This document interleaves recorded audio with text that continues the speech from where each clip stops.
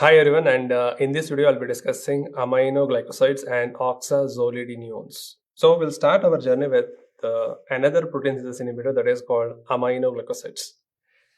So let us understand the aminoglycosides first, and then we'll come to the next part. The first thing is aminoglycosides. So these are called as aminoglycosides. So can you recap what is the mechanism of action of aminoglycoside? Just recap of this mechanism of action is they are inhibitor of protein synthesis. So they inhibit protein synthesis. Now we all know that it inhibits protein synthesis, but which ribosome do they inhibit? We all know that they inhibit protein synthesis. Can you tell me which ribosome does it bind to? Yes, you are right, it binds to 30S. The next important thing we need to understand is it a bactericidal drug or a bacteriostatic drug? Yes, it is a bactericidal drug. So these are the important points you need to keep in your mind. Now once you know the mechanism of action, let us go in detail and understand the mechanism further. Now, what is the exact mechanism of action? Now the drug has to enter inside the bacteria. So this is the bacteria, and it has to enter the bacteria and then produce action. So to enter inside the bacteria, it requires oxygen. So it is called oxygen dependent transport. So aminoglycosides, they enter into the bacteria with the help of oxygen. So why we should know this? Because there are certain bacteria which are called as anaerobes. So the name itself is telling you anaerobes, they don't have oxygen. So these aminoglycosides will not work on anaerobes. So amino, A for anaerobe, no. They don't have any activity on anaerobes. You can read like this. Amino, A for anaerobes, no for no action. So if we go in detail, let me draw. This is the cell wall, and inside we have the cell membrane. This is the cell membrane, and the drug has to enter inside. The drug has to enter inside. So let me write the drug as AGs, that is aminoglycoside. They will enter inside.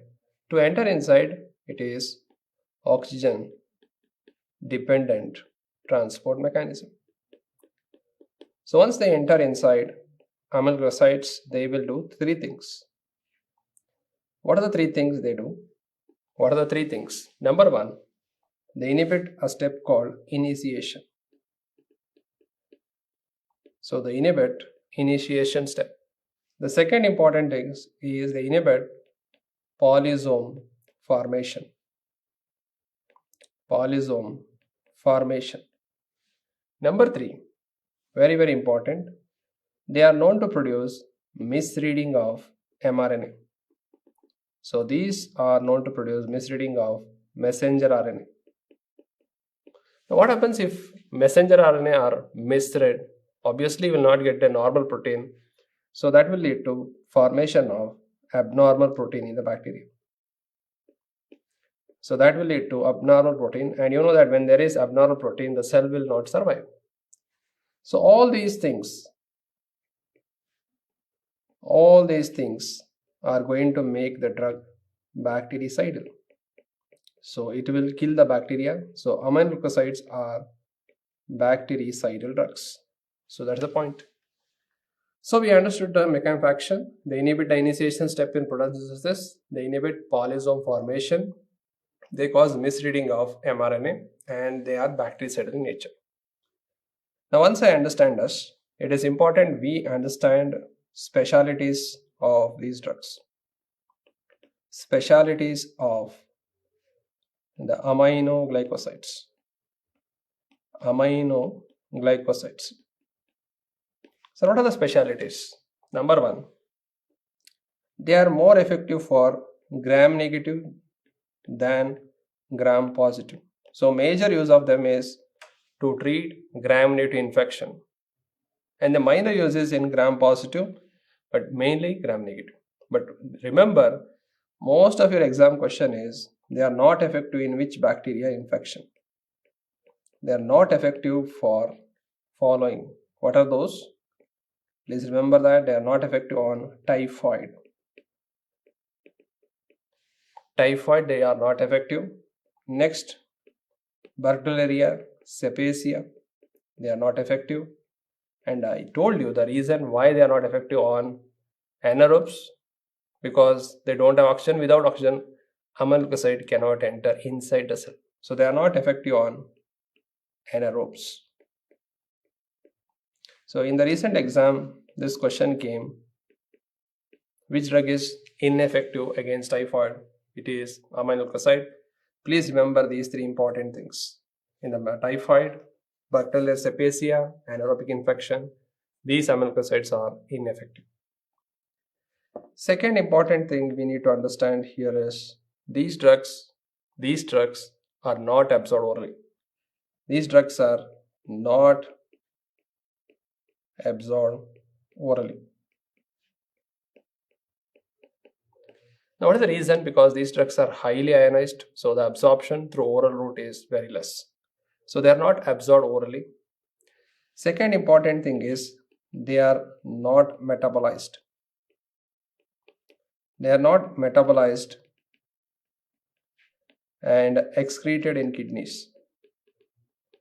They are excreted in kidney. So if you remember general pharmacology, we have discussed this already.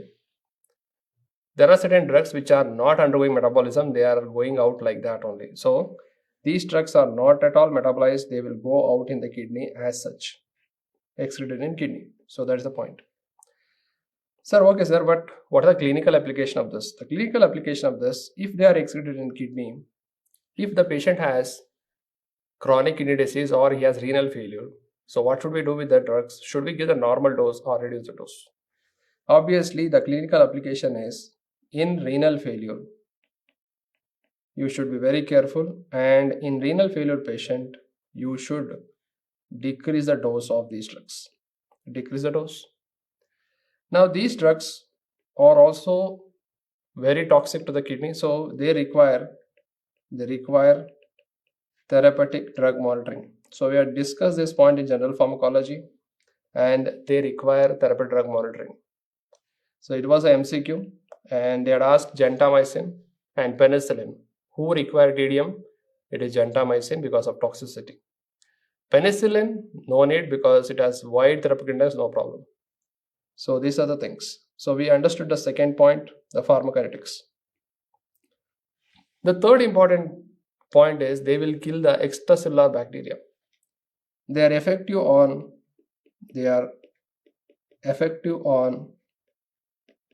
extracellular bacteria. Now why? Because inside the cell, if the bacteria are engulfed by macrophages, inside the cell the pH is acidic.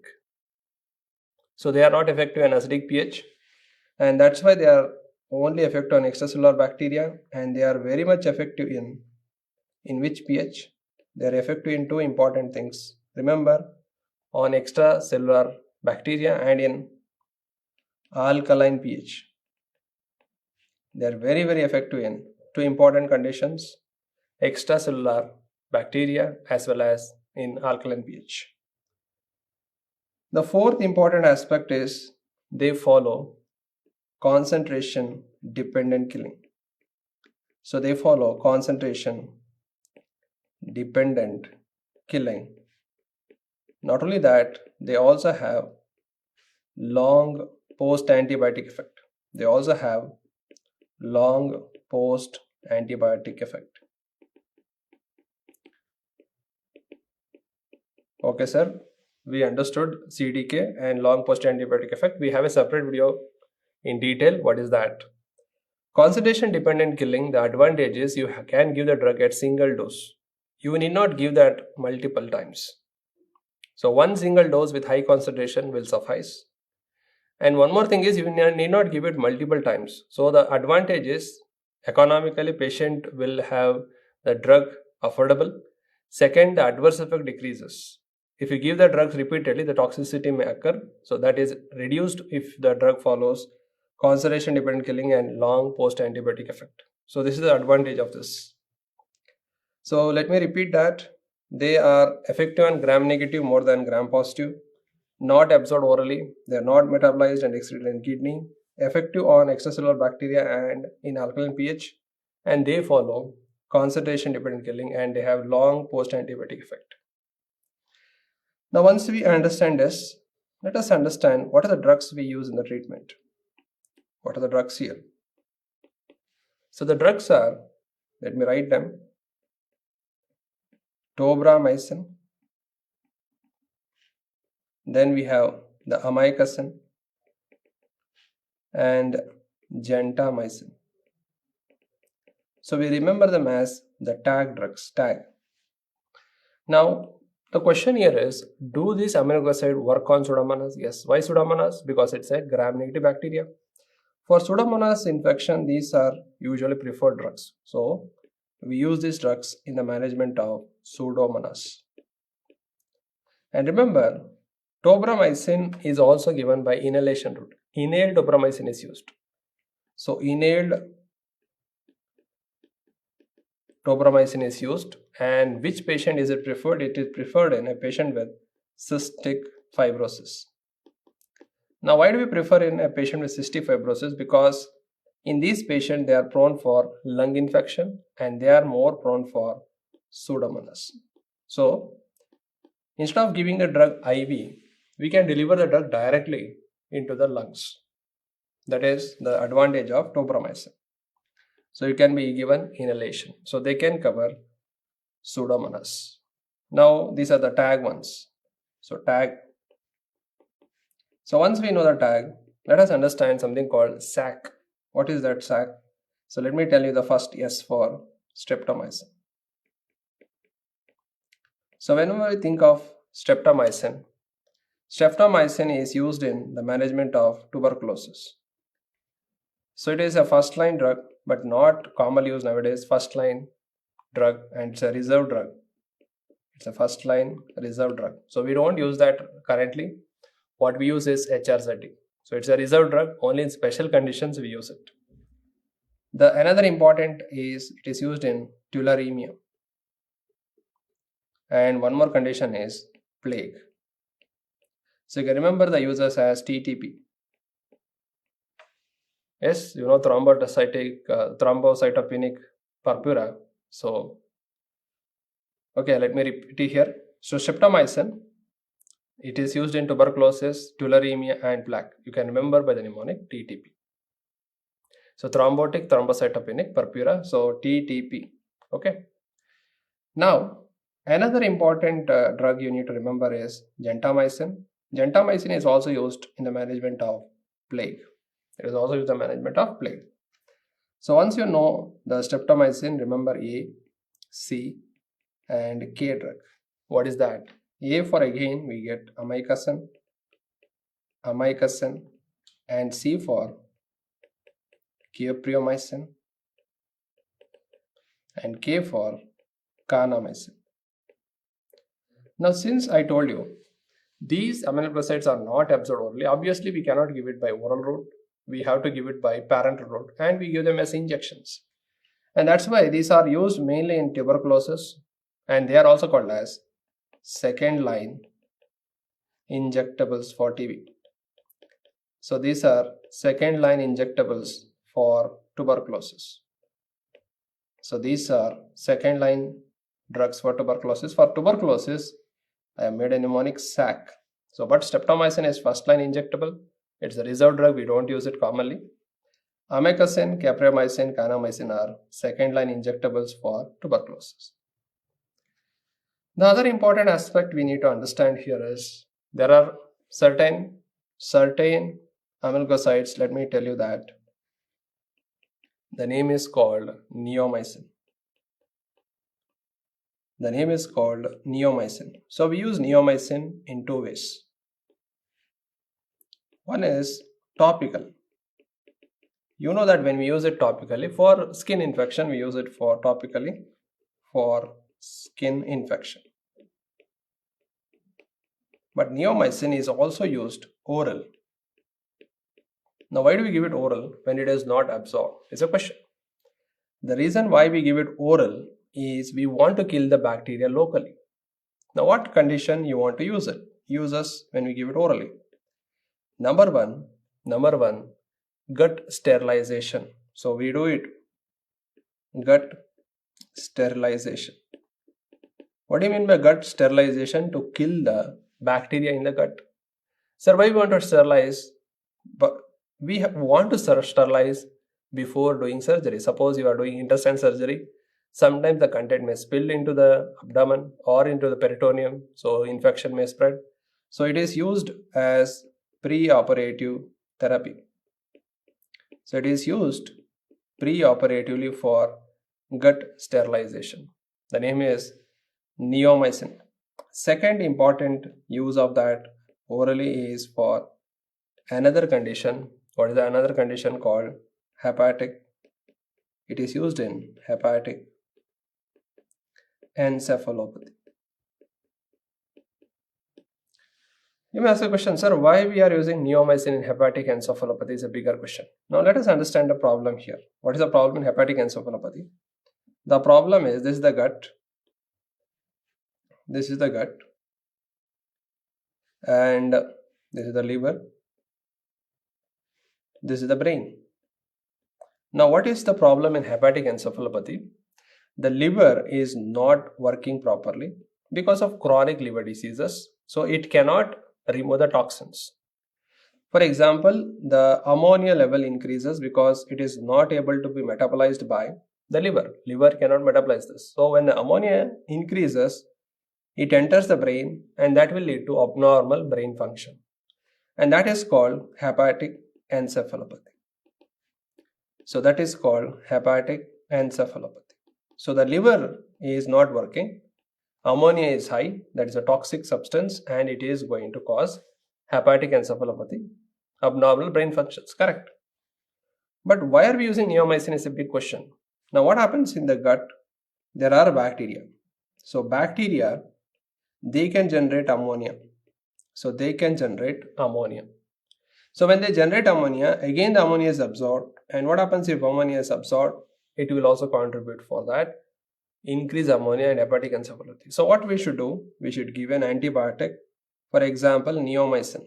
So when we give neomycin, neomycin enters and it will kill the bacteria. So this will kill the bacteria. Now if it kills the bacteria, what happens? What happens? The bacteria are killed. If that is killed, the ammonia is not generated. That's the reason we use neomycin for this condition. Another one which we can use it for this to kill the bacteria, we will discuss that separately. The drug is called rifaximin. So rifaximin doesn't come in this topic. We discuss in TB drugs, but it is also used to kill the bacteria in hepatic encephalopathy. So this is how we understand why neomycin is used orally in case of hepatic encephalopathy. In simple words, it will kill the bacteria locally and decrease the generation of ammonia, so thereby it stops the worsening of hepatic encephalopathy. That is neomycin for it. So neomycin can be used topical as well as oral. Now another drug which is similar derivation that is also used topically for skin infection is a drug called framicetin. So framicetin is a topically used drug which is also used to treat skin infections. So these are the important drugs you need to keep in your mind. Another drug which is derivative of the aminoglycoside, the name is called paramomycin. It is called as paramomycin.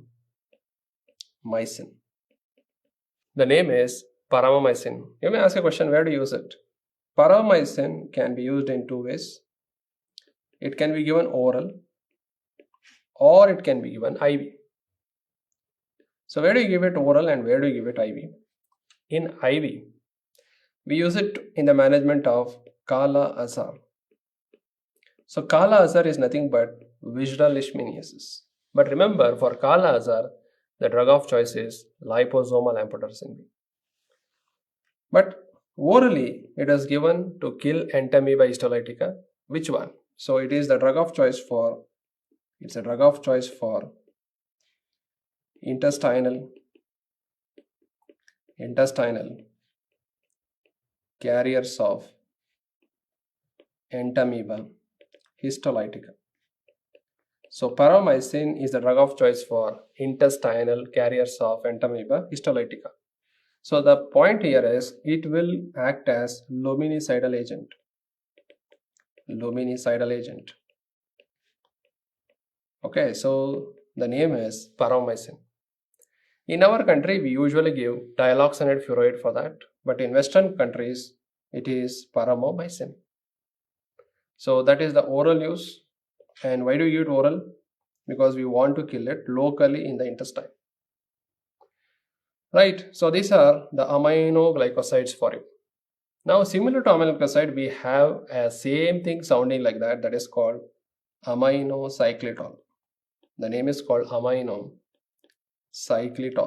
And the name of the drug is called spectinomycin. Remember, it is called as spectinomycin. The question here is, where do you use this drug? Spectinomycin. Spectinomycin is used in gonorrhea. It is used in gonorrhea. Sir, you told gonorrhea drug of choice ceftriaxone, then where do you use it? We use it in patients who are allergic to penicillin. So patient is having gonorrhea but allergic to penicillin. You cannot give penicillin or cephalosporin. Or patient is intolerant to beta lactams. So if the patient is not able to take beta lactams, then only we use the drug. So if he is intolerant or allergic to penicillin, then we use spectinomycin. The question is, sir, will they have the same mechanism of action similar to aminoglycoside? Yes. They also bind to 30S. They also inhibit protein synthesis, but one important point is they are not bactericidal, but they are bacteriostatic. So it may be a potential question for you because it sounds similar to that. So it is a bacteriostatic drug.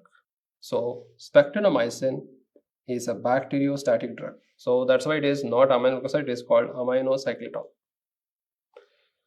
Okay, sir, we understood that. Then what we need to understand is the adverse effect of these drugs. So I told you most of the drugs, antimicrobials, their main problem is allergy. They can cause allergy. The special toxicity of these drugs are they are ototoxic. Ototoxic means they are toxic to the ear. So when we talk about ototoxicity, there are two toxicity we need to understand. What are those? Number one, the auditory toxicity. What do you mean by auditory toxicity? Patient will have decreased hearing or loss of hearing, and that is seen with maximum with amikacin. And remember A for amikacin. Vestibular toxicity.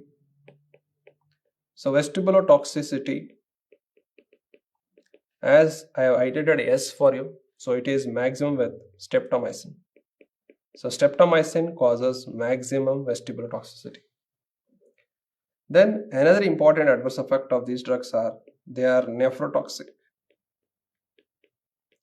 Nephrotoxic drug, and who produces that maximum nephrotoxicity is seen with the drug neomycin. Maximum. That's the reason neomycin is never given IV. It is given oral, but it's not absorbed. It is given topical, no problem.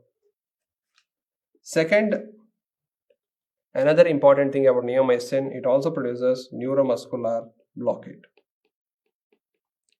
So that is also maximum with neomycin. Because of these two reasons, neomycin is never given IV. So it is topical or oral. That's it. So the question here is, can we give aminoglycosides in a patient with myasthenia gravis? Suppose a patient with myasthenia gravis had pseudomonas infection. Can we use aminoglycoside? The question is yes or no. Please pause the video and try to answer. So your answer should be no. Sir, why no? The reason I will tell you. What is the problem in myasthenia gravis? The problem in myasthenia gravis is the muscle is already weakness. There is some muscle weakness because of autoantibodies against the NM receptors. Now what happens when we give aminoglycoside? This is the neuromuscular junction. This is the muscle. This is the muscle, and this is the nerve. So this is a junction called neuromuscular junction. Now what happens? The reason why we should not use it is there is entry of calcium. When the calcium enters the synapse, in the synapse, what happens is the vesicles will come and fuse and they release acetylcholine which acts on NM receptor, and you see the muscle contraction. Normally this happens. Muscle will contract. But when you use aminoglycosides, these are going to block these calcium channels. What happens if you block the calcium channel? The acetylcholine is not released, the muscle will not contract. So that is what we mean by neuromuscular blockade. So in myasthenic gravis patient, already they have muscle weakness. If I use aminoglycoside, it will worsen further. Suppose we have given aminoglycoside and there is neuromuscular blockade, how do you overcome this? This question is not asked till now. It is because of calcium channel blockade. So to overcome that, we use a drug called calcium gluconate.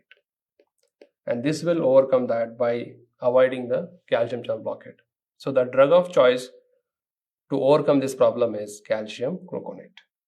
So once we know the adverse effect of aminoglycoside, let us understand some drug interactions. So the drug interactions.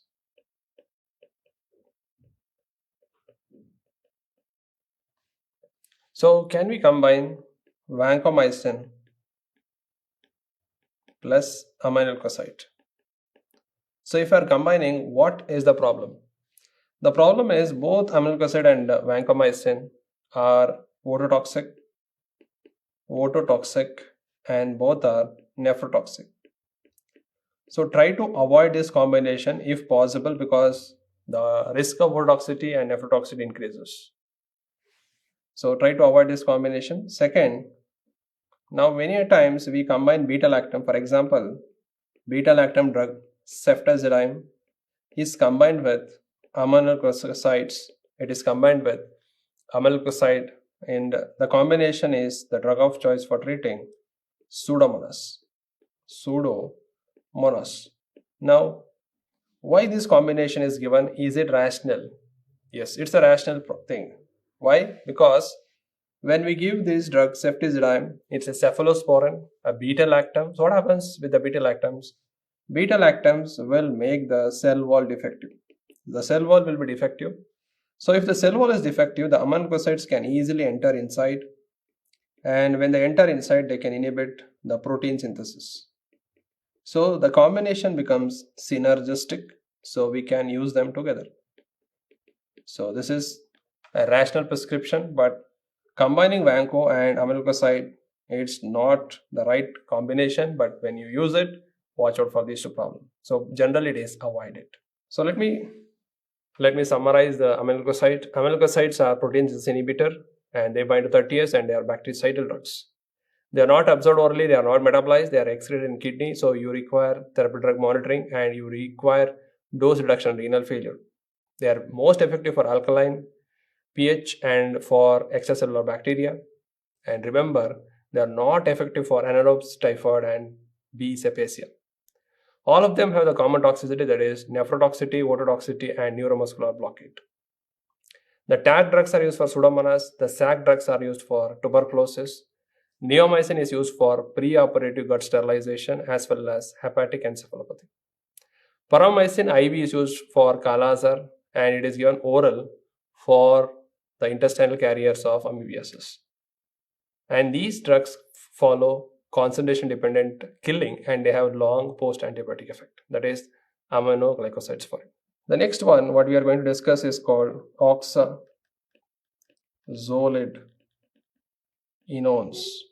So oxazolidinones. So you can remember like that, oxazolidinones. So oxazolidinones, and the main drug in that is linezolid. Sir, should I remember this full form? No need. Just remember the drug. Linezolid is very important. Linezolid, what is the mechanism of action? Let us go to the basics. Remember, it's a protein synthesis inhibitor. So it inhibits protein synthesis. That's the first thing that you should remember. It inhibits protein synthesis. Very good. Second, if you know that, where does it bind? It binds to 50s, correct sir. But in 50s, there is a fraction called 23s. So it binds to 23s fraction of 50s. So this is very, very important. The next question is, what step in protein does it inhibit? It inhibits initiation step. The next question is it cidal or static? Obviously, it's a bacteriostatic drug. One important aspect about linezolid spectrum. So spectrum of action of linezolid is, it is effective for gram positive only. Please keep this in your mind. It is not going to work on gram negative. So this is one of the repeatedly asked question in your exams. It is going to work on gram positive only. So we understood the importance of mechanism of action, spectrum, and then let us understand the pharmacokinetics. Now pharmacokinetics is beautiful because when we give this drug oral, it has approximately 100% bioavailability.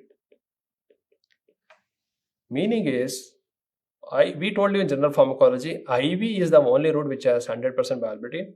That's the reason I am not writing it is fully 100% approximately. That means it is completely absorbed and very minimal first pass metabolized. That's why it is available 100%, approximately 100%. Suppose you are giving 600 milligram oral or you are giving 600 milligram IV. So both will reach the same bioavailability approximately.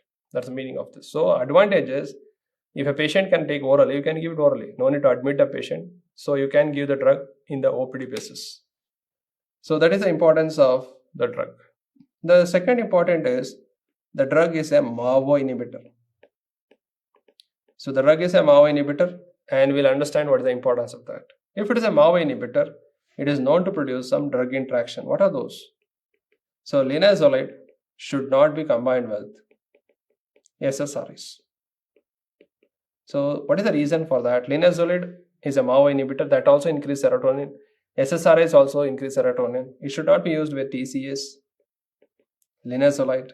So these can lead to serotonin syndrome. So this will lead to serotonin syndrome. We have told that repeatedly for you. Where to use it? Since it's a drug which is used for the gram positively, and remember, gram positive usually causes skin and skin structure infection and also the lung infections. So that's the reason it can be used in the management of MRSA, management of VRSA, and in the management of VRSA pneumonia. So VRSA pneumonia, linezolid is the drug of choice. VRSA pneumonia, linezolid is the drug of choice. So please mark this. VRSA pneumonia, the drug of choice is linezolid. So it can be used for that. Now since it is going to act on the Staph aureus, which infection are we using it? It is used to treat skin and skin structure infections. Skin and skin structure infections. There's a use of this drug. Now apart from that, it is also used in the tuberculosis, and that is multi-drug resistant tuberculosis. So it is used in MDR-TB. It is used in pre-XDR-TB as well as XDR-TB. So the drug is used in these conditions. So MDR-TB, pre-XDR-TB and XDR-TB.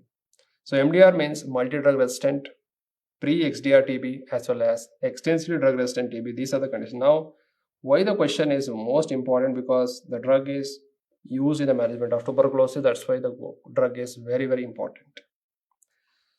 Yes. So let us understand the adverse effect of the drug. The most important adverse effect, if you are using it for more than 2 weeks, usage of the drug can lead to a problem called bone marrow suppression. So the drug can cause bone marrow suppression.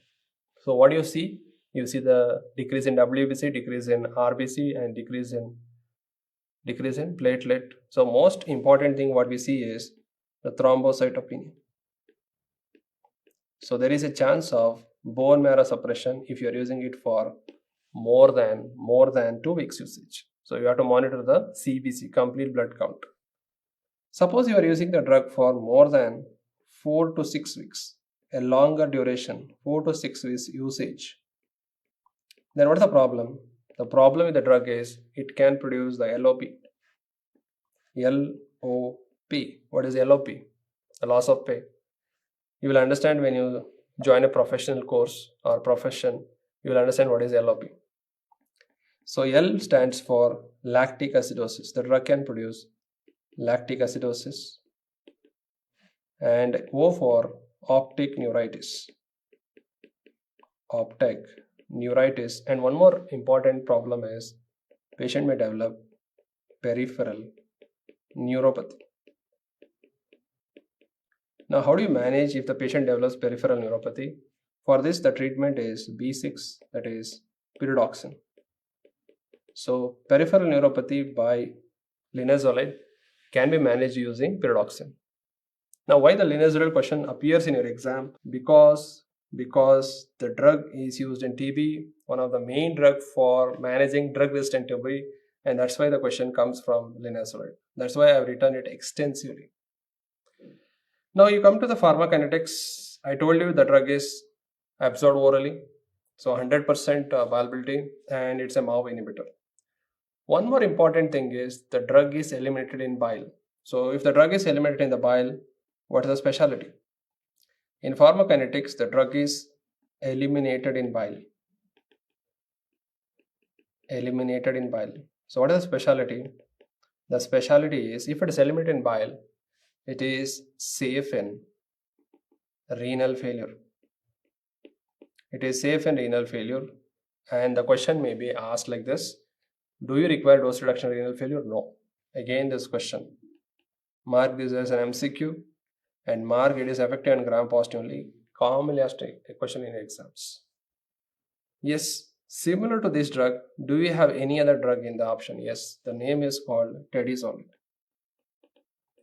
So tedizolid, again the same drug, similar property, everything is same.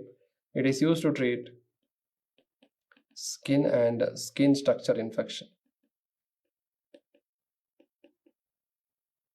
Skin and skin structure infection caused by what? Gram positive. So it will work on gram positive only. So this is again a question for you. Will it work on gram negative? No. Another important thing, please remember that it is drug safe in liver and renal dysfunction. So liver dysfunction and renal dysfunction, it is safe. So can we use it in a hepatic failure patient? Yes. Renal failure patient? Yes. So that is a specialty of the drug tedizolid.